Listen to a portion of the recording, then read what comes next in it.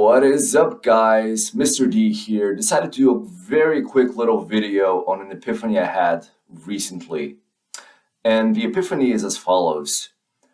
I realized that I'm in competition with every single male out there aged 18 to 40 something, maybe even 50. So that's a ton of males, right? But when you think about the fact that you're actually competing with them, it sort of shifts the entire perspective, doesn't it? I mean, you can have a race, maybe you're a sports guy, and during a race, you know you're in competition with eight other dudes, right? Let's say you're sprinting, and you're nine guys, you're sprinting, they're your competition. And you know there's a bunch of other guys doing the same thing in other schools, and yeah, maybe there's like 100 people in your state who do sprints. 100 is probably too little, but you get my point. But in real life, there's also competition, okay? I'm 32 years old. There's another male down the street who is also 32 years old, but he is rummaging through the garbage. So something must have gone wrong in his life, right? On the contrary, or by the same token, there's some other 32-year-old who is way ahead of me in terms of money, looks, physique, communication skills, everything. Just the whole package is just much, much better. So what are we competing for? Well, since the dawn of time, obviously, sex, resources, just having a better life, right? That's why the guys slaughtered each other in the past, just to have a better existence, a more frictionless existence. So once you realize that you're actually competing with everyone else, then every action you take can be looked at through this prism. What I mean is, okay, now I'm deciding to eat a bar of candy, and some other guy is deciding to read a book instead, or maybe eat an egg. You see what I mean? The guy who is eating the egg is making the better choice, the better investment into his future, and so he's actually gaining,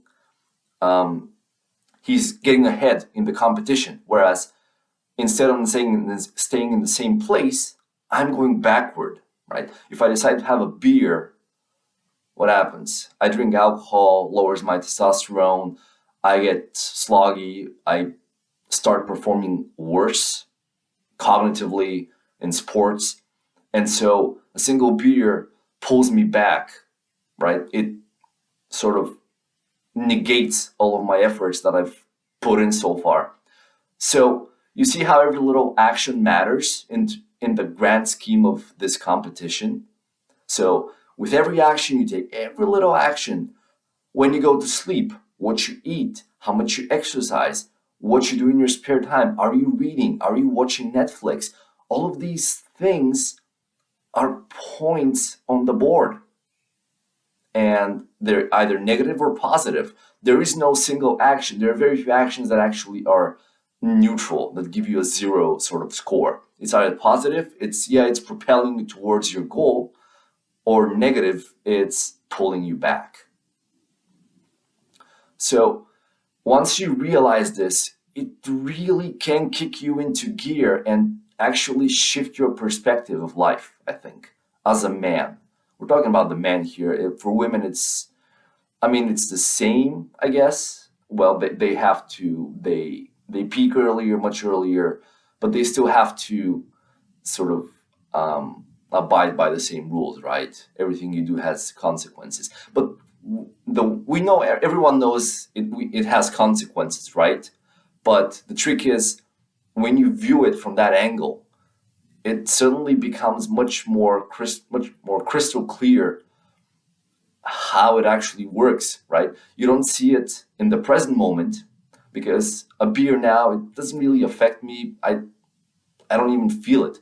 But down the road, it does. It very much does. So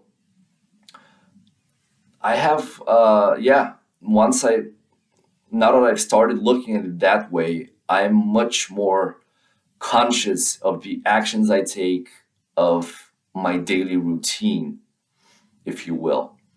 So, this was my quick little message for you. I hope this managed to sort of stir your brain a bit and um, get you to realize you're probably not doing the right things to get you to where you want to go.